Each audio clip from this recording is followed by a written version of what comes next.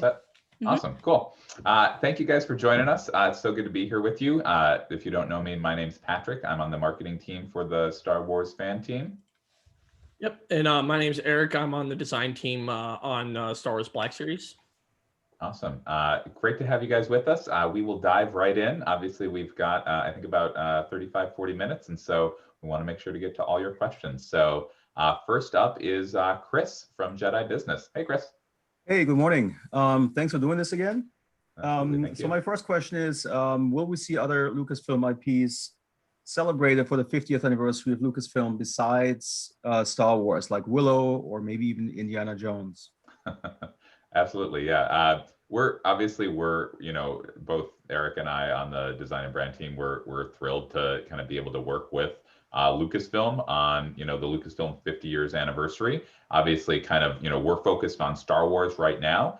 We don't have any details to share at this time on properties beyond Hasbro and the Star Wars brand. Could be in the future. I just have to stay tuned. But right now we're focused on kind of Star Wars within the Lucasfilm 50th anniversary. Cool. All righty. Up next is Dominic from Star Wars Underworld. Hey Dom. guys. Hey guys.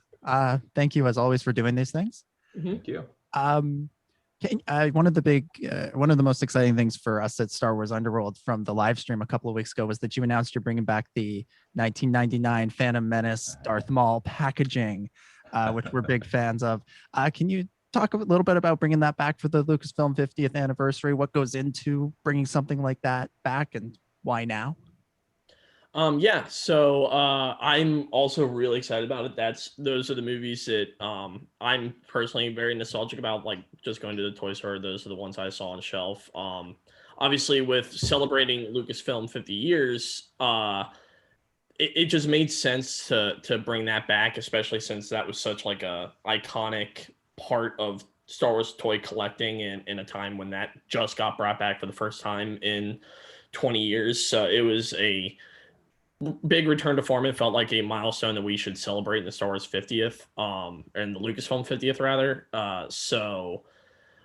Basically what goes into creating something like that, normally we will go and try to either find the original files of those packaging, or we will just order the package and try to recreate it as closely as possible. Luckily, with that packaging being a little bit more recent in its memory, we were able to copy it to a much more accurate degree, and be able to really fulfill that feel. And luckily we did last year too with Maul and Obi-Wan, so it was just basically trying to stay true to that, so they all look good as a collection together.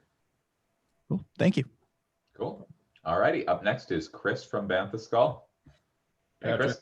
Hey, can you clarify this statement? I hate throwing your quotes back at you, Nope. but we have for the vintage collection more new figures hitting the shelves in 2021 than in any year since the vintage collection has relaunched.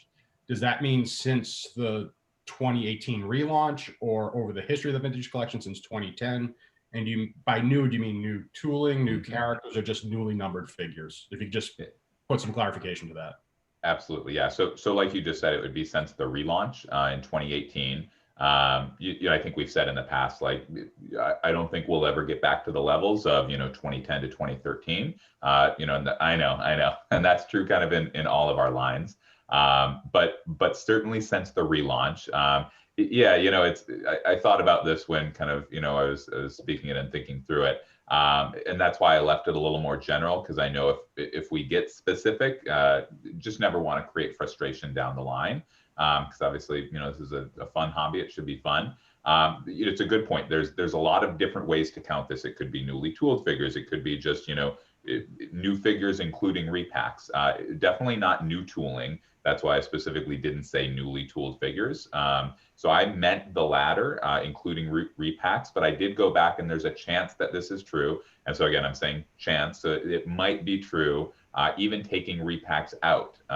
And of course, if you also take repacks out of every previous year, that we would have more non-repacks than in any year since the vintage collection relaunched in 2018. So the goal of this was to keep fans excited about what's coming, but obviously not putting anything concrete, because that could create frustration down the line. Great, thank you. Absolutely. Good clarification. Thanks. Up next is Khalil from Kastors Corner. Hey, Khalil. Hi guys. So the retro look of the lines for the 50th with the Phantom Menace and looking at the Kenner, Obi-Wan and Greedo and the Jawa, they're all redecos. Are we going to look at anything that has any original tooling for that kind of segment of the collection for this year, or are we mostly looking at repack on vintage cards or redecos to vintage looks? Yeah. Obviously we can't say kind of if there are more coming out, but in the future, if some did, I don't think we would ever kind of newly tool something just for these expressions. And Jar Jar is a good example. Like, as we were planning out the line for Phantom Menace, we were like, obviously we want to get Jar Jar into this expression, but then we also did him in mainline. And you obviously see this in our, Black Series 40th anniversary expressions. Obviously we love these celebratory expressions with the Phantom Menace and 40th anniversary, but we also know that there's fans of the main line and kind of want it in that packaging. The packaging is very important to Star Wars fans, which we feel as well. So I don't think you would ever see a newly tooled figure just in one of these expressions. But Jar Jar is a good example of a figure we did with this in mind, but then also released him in mainline. Great. Awesome. All righty. Up next is Val from the Star Wars News Network. So Lacey here, standing in for Val per usual. Nice to see you guys again. So you guys, first of all, thanks for doing that live stream. It was really, really fun. Congratulations on the success. So many people were watching. It was kind of insane. The chat was just nonstop moving. That being said, you guys highlighted this really cool timeline on the back of the packaging to highlight the 50-year anniversary. Do you have a set number of figures for each time period, or are you just doing a variety of figures from each time period? And what can fans expect?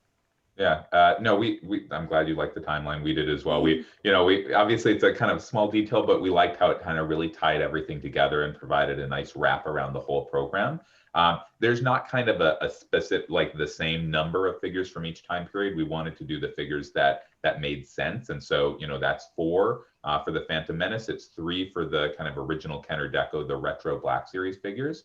So we tried to let kind of the product guide us and do the right product rather than fitting it into a specific number of figures. And in terms of the milestones, again, you could go really high level and just do movies. You could like celebrate every little thing. We tried to put the lens on of like what were really the big beats kind of within Star Wars in Lucasfilm's 50-year history. And obviously we've talked so far about the original trilogy, the Phantom Menace, and there are more milestones to come.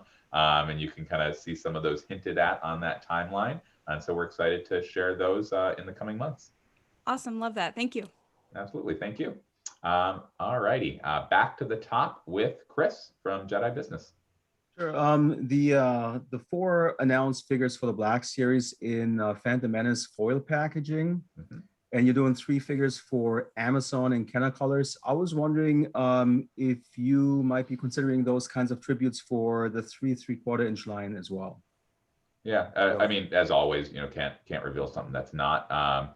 We'll see what the future holds. I know with kind of vintage fans, we try to strike that balance of the right expressions, and we know that kind of new figures are kind of the key and kind of the focus within the vintage collection, and that I think we've picked up that, or at least our impression is that vintage fans don't like some of these kind of packaging treatments as much as Black Series fans. And I'm thinking of things like last year, the Carbonized collection, the Credit collection.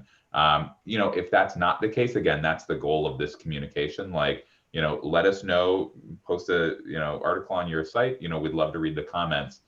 If this is something that vintage fans are looking for, we'd love to hear that. Okay.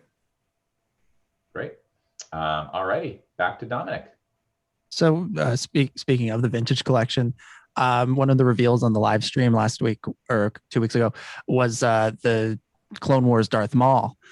And you talked on that on the live stream a little bit about the kind of blended animated and live action look, especially in the face. Is that something that you do frequently with the animated characters? And is it something you would look to, do some more of in the future? Maybe even, getting back to some animated looking characters in either scale, really.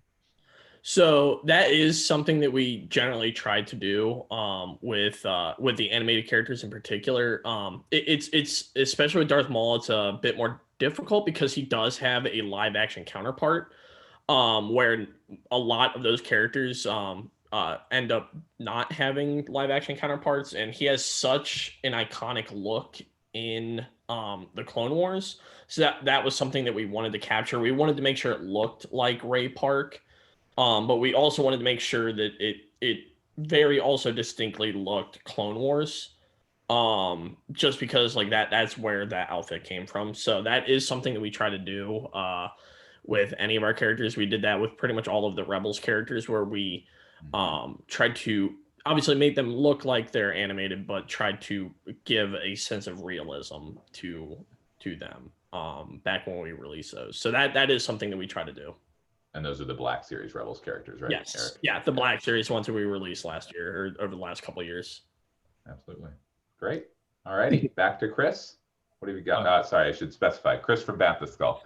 I just want to preface this because it might be confusing in light of Christian's question. This is repacks with respect to the main vintage collection expression. Yep. So it feels as if Hasbro and the TVC collector community still do not see eye to eye with respect to repacks. We do not object to repacks as a concept. We object to the specific repacks that populated the early return of the vintage collection.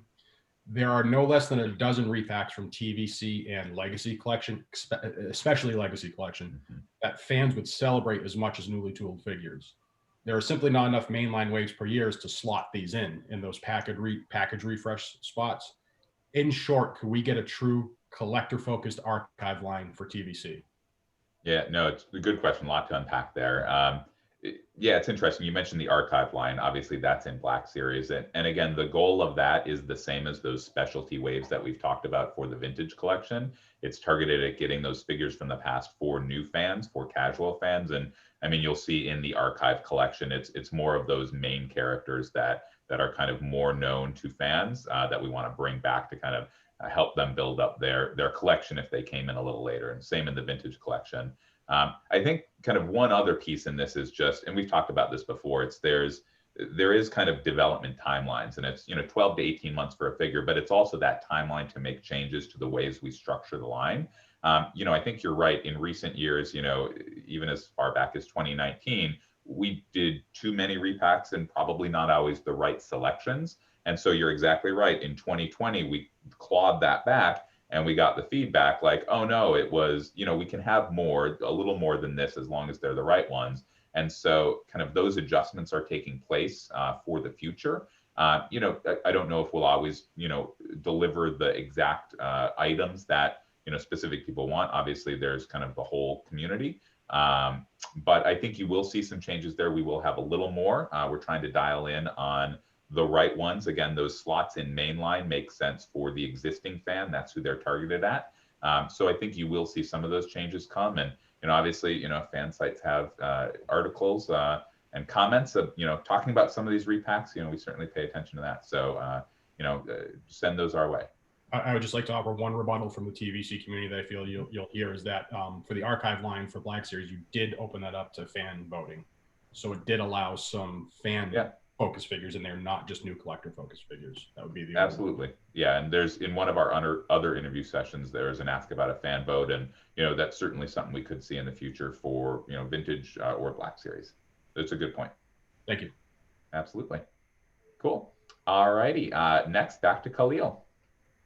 So we saw Black Series having and Lacey kind of alluded to this a little bit in her question, having Phantom Menace and the vintage counter looks for the first two kind of launch of that expression skew, whatever, where we are with it, is the hope to kind of, I know you can't give it away, but is it looking at that timeline on the back, is it limited to this year? I guess would be a follow-up to that. Is it limited to this year, or is that something that you're looking to continue going on to highlight those milestones, or are you going to try to encapsulate it in this year only? Basically, obviously we had the timeline that was shown on the back there. And since this is the 50th anniversary, that does kind of relate to this year, just because that is the 50th anniversary of Lucasfilm. It's something that we're excited about, and it's something that, at least for the moment, the plan is at least this year, because that it just makes most sense with it being the 50th. And yeah, so, and we obviously have that timeline on the back that we showed on the live stream. So we definitely have a larger plan just for those characters, but we'll have more to come on those as we move forward into this year. And just one other quick note. So, like, obviously the kind of original Kenner Deco, those retro Black Series figures, the Phantom Menace, obviously we've done some of those in previous years as well. So I think those expressions aren't contained to 2021, but their inclusion as a part of the celebration of the Lucasfilm 50th anniversary is a 2021 focus. Okay, thanks. Absolutely. All righty, Lacey, back to you. Hello again. So speaking about the retro Kenner soft goods execution that you guys do, which fans really, really love, the way the boxes are with, they're different than the Black Series one, the retro ones with the card backing. Oh, yeah. This past year has been nuts for everyone, like crazy year. So a lot of fans have been buying stuff online and having it shipped to their house.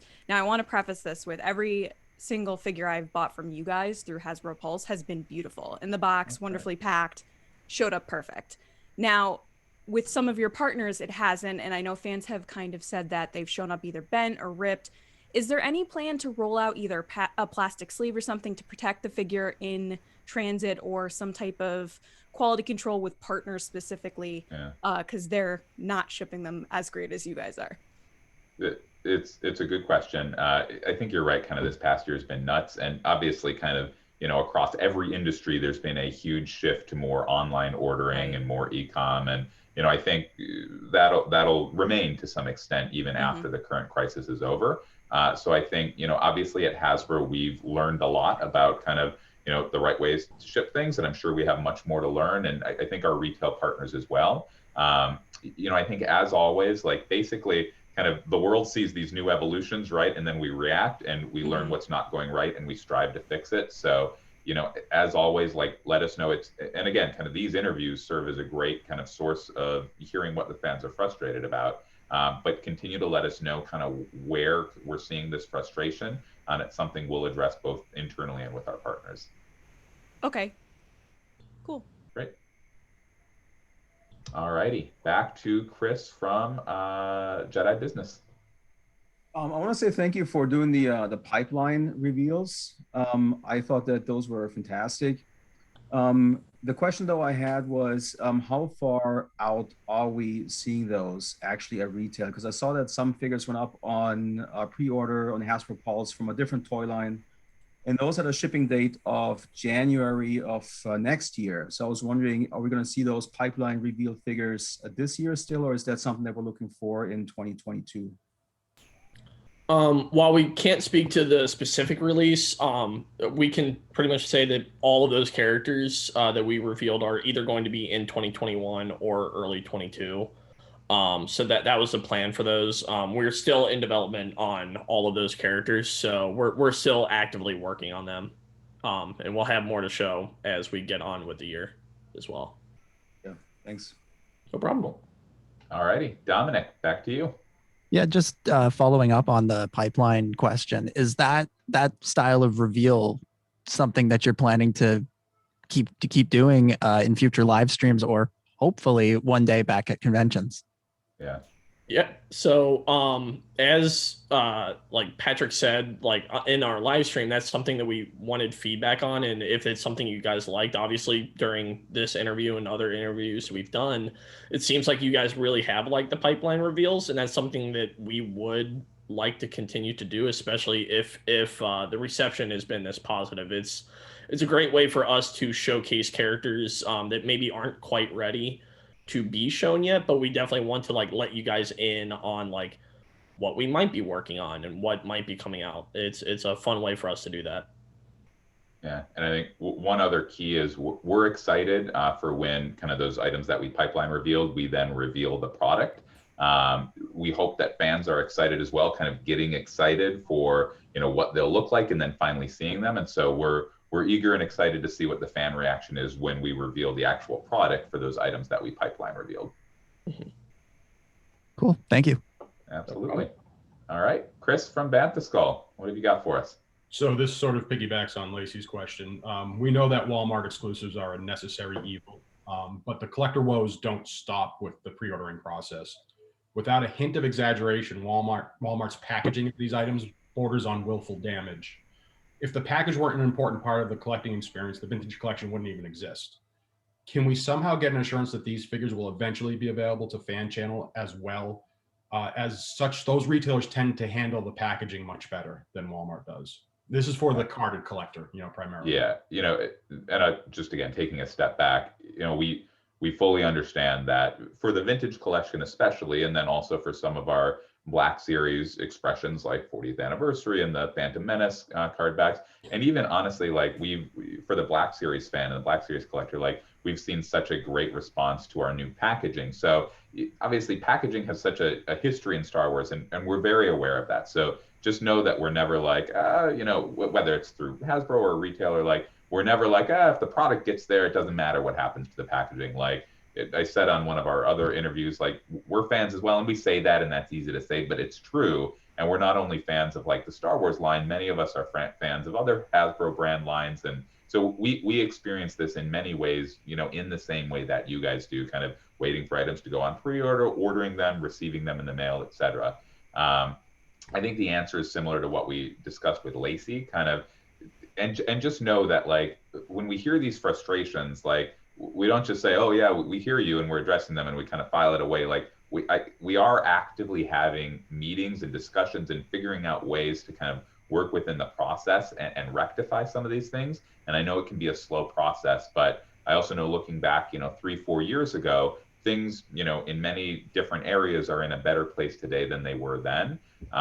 So just know we're aware of it. We're working on it. We're partnering kind of with everyone in the supply chain to try to bring an improvement to these areas. In answer to your specific question about whether these would be available to the fan channel as well, these are kind of exclusive to the retailers that we mentioned on the live stream. There's no current plans for them to go anywhere else. And so that's kind of the home. And as we've also said before, they wouldn't exist if it weren't for these retail exclusive slots. So it's not that they're taking something away from mainline. They are truly a bonus.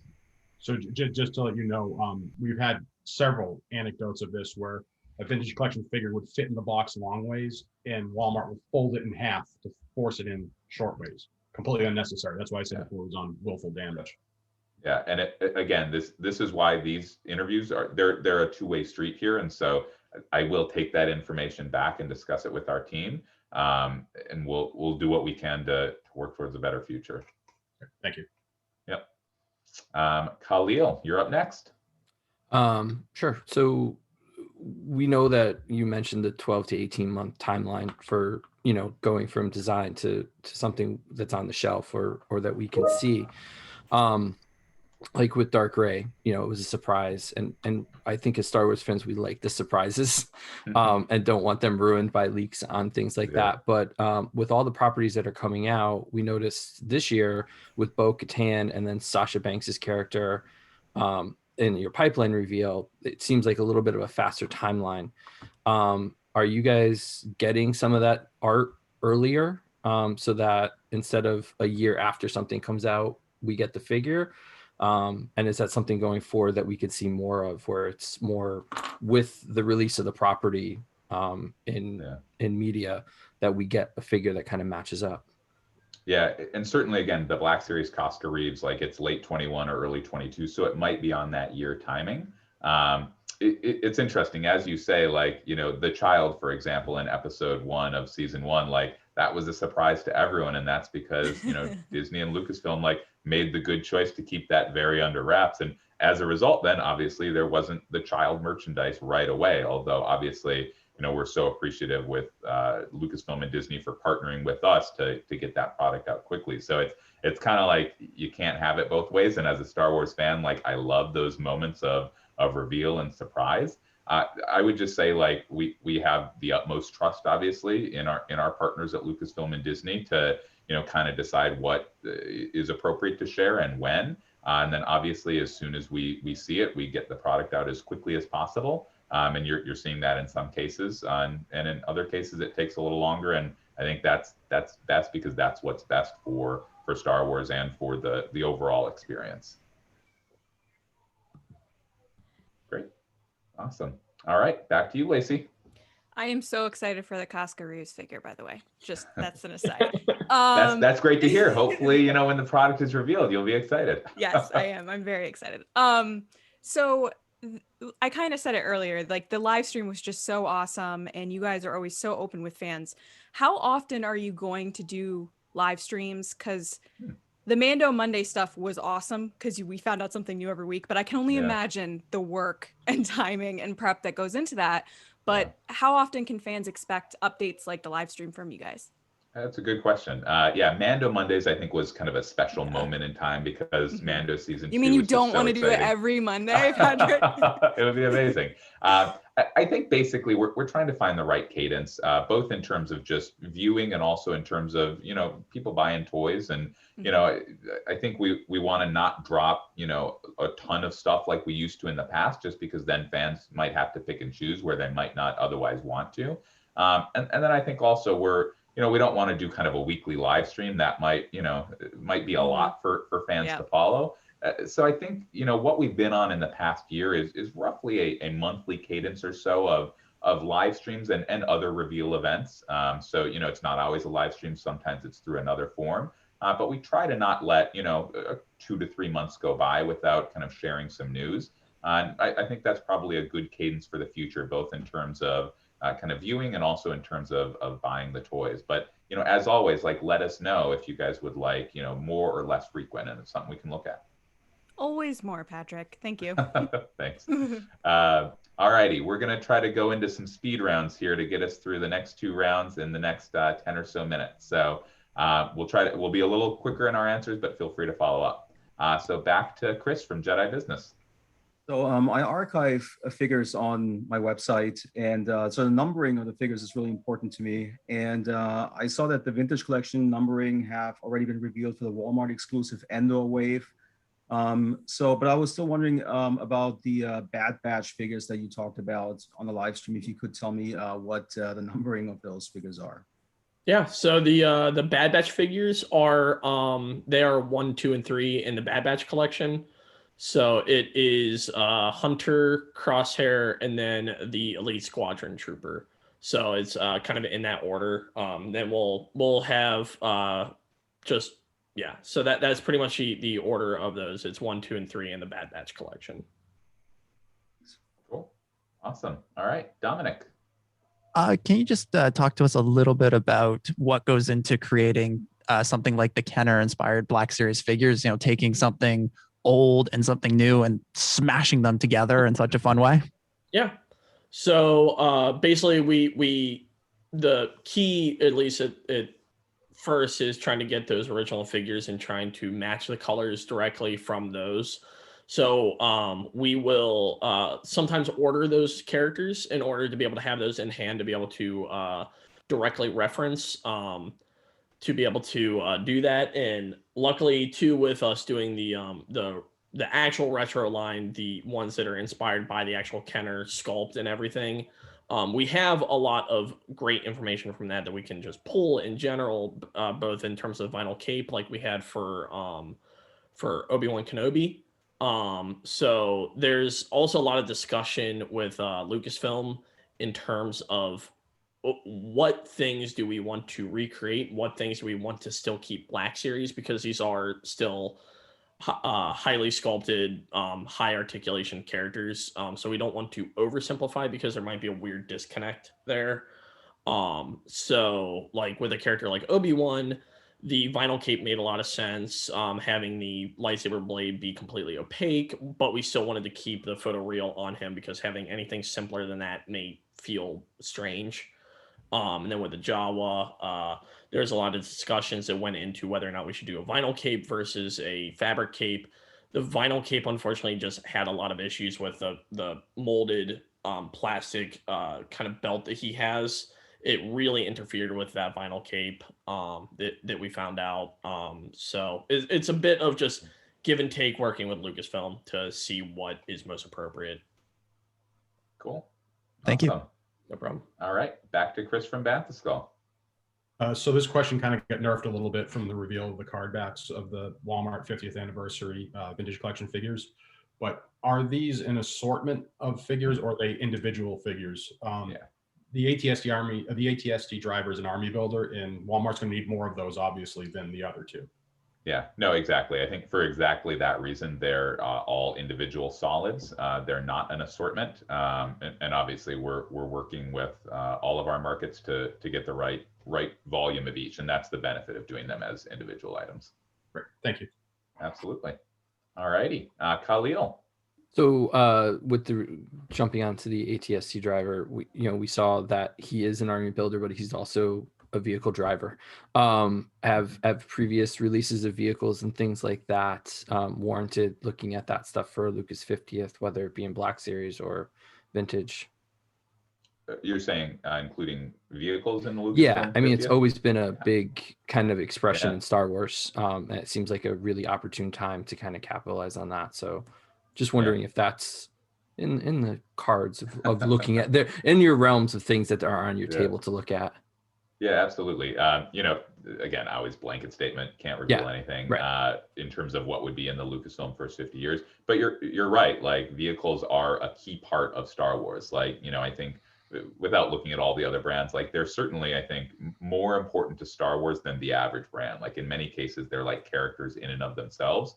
I think this is why, on the kids side of the business, we launched Mission Fleet recently, which was kind of bringing those vehicles back to the fore for kids.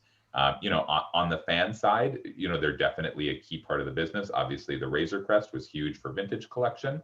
I think we will definitely see more vehicles in the future. And we'll see when those are revealed, and hopefully you'll like them when they are. Cool. Thank you. Absolutely. Lacey. Hello again. So I have a listener fan question. So they wanted to know, when doing the anniversary repack lines, who do you decide to pick? For example, Qui-Gon is an older figure with a much appreciated update to the sculpt, but Jar Jar has been released in the main line. So what determines who you bring back?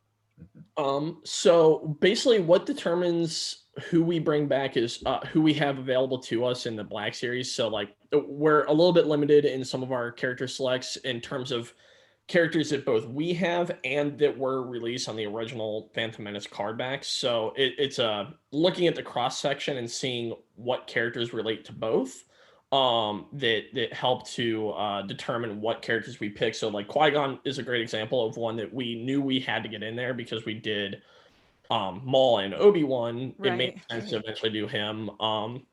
And as we mentioned on the live stream, we did have to update the sculpt in order to really capitalize on the photoreal printing.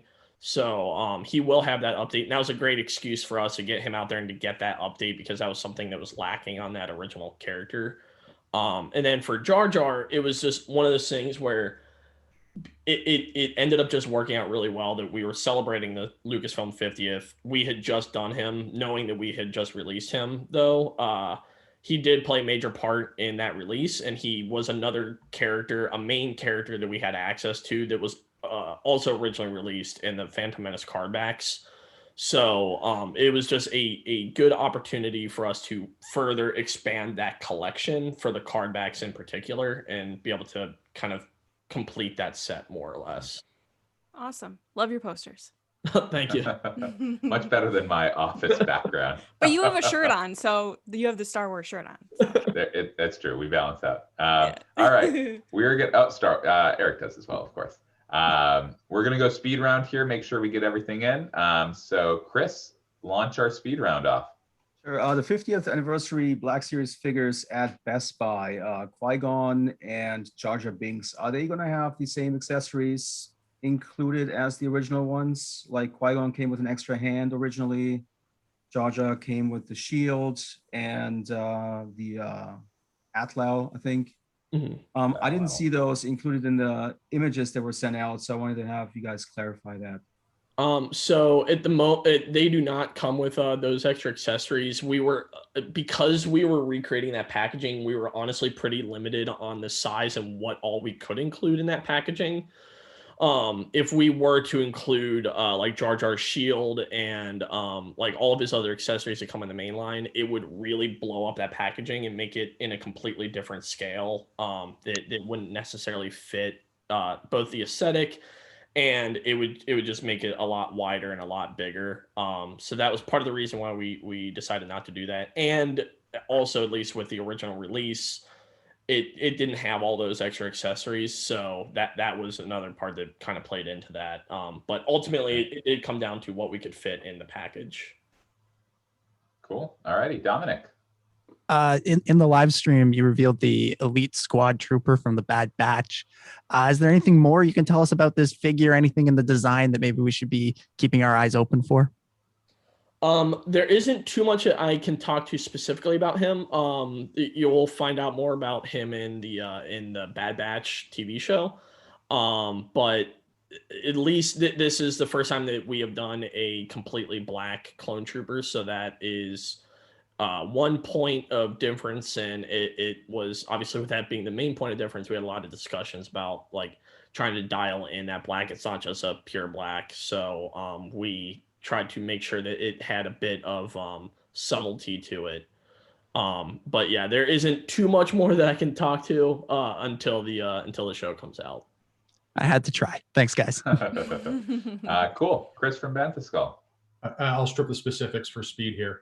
Is Hasbro aware that the production run for many newly tooled vintage collection figures are falling well short of demand?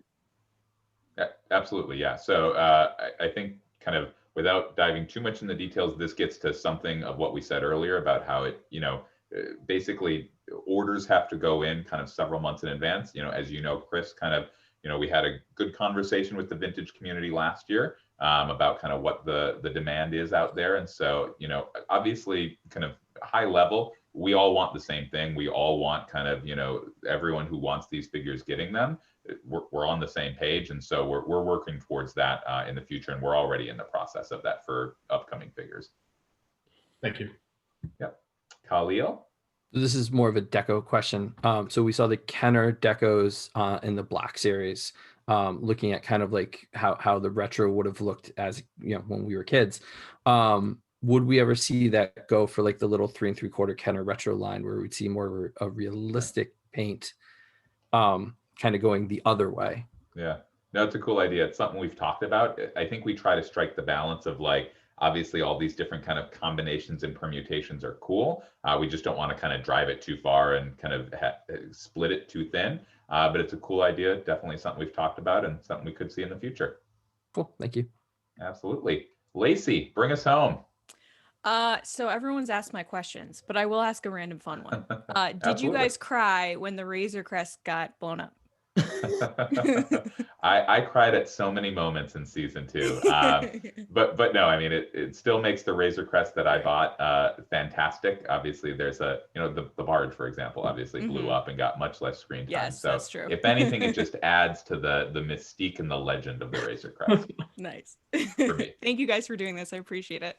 No problem. Absolutely no. And I'll just say, I know we're out of time, but thank you guys, and again, that's easy to say, but like, we really appreciate you guys taking the time to do this. I don't know in this one, if we got anyone, I think Dominic might be from Canada. Am I right, Dominic? That's me. Yeah. Nice. In our last one, we had people from Australia and France and Germany. And so like, I know this is late or it's early. We really appreciate it. Like, it is a great opportunity for us to kind of hear what you guys are thinking. Obviously, these questions represent what's kind of most top of mind for your readers. And those are the things that we either want to continue doing if they're good things, or kind of course correct. So just know, as always, we are kind of hearing these things, and we're implementing them as much and as quickly as we can. And it's also just fun. It's fun to kind of geek out about Star Wars and spend a few hours doing that. So thank you guys truly all for taking the time. Thank you. Thank you so much. Thank you, guys. Thank you. Bye, guys. See you later. Have a good one, everybody.